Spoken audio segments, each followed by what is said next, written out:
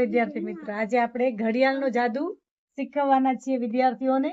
ઘડિયાળનો જાદુ એટલે કે આપણે આ ઘડિયાળમાં એવી રીતના આંકડા આપેલા છે કે જેને આપણે કેવી રીતના શું કરવાથી એનો એક જ જવાબ મળે છે બધી બાજુ. તો આપણે પહેલા જોશું 12. આ બે રકમ એવી છે કે જેનો સરવાળો કરીએ તો શું બને? 13 બને છે. 13 12 માં 1 નાખો તો 13. પછી છે 12 માં 2, 11 માં 2 નાખો તો કેટલા બને? તો પણ 13. પછી 10 માં 3 નાખો તો કેટલા બને? તો પણ 13. અને 9 માં 4 નાખો તો કેટલા બને? તો પણ 13.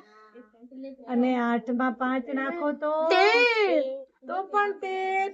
અને છેલ્લે 7 અને 6 નો સરવાળો પણ 13 થાય છે.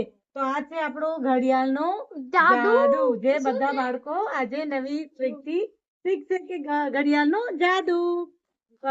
વેરી ગુડ, વિદ્યાર્થીઓએ શીખ્યો.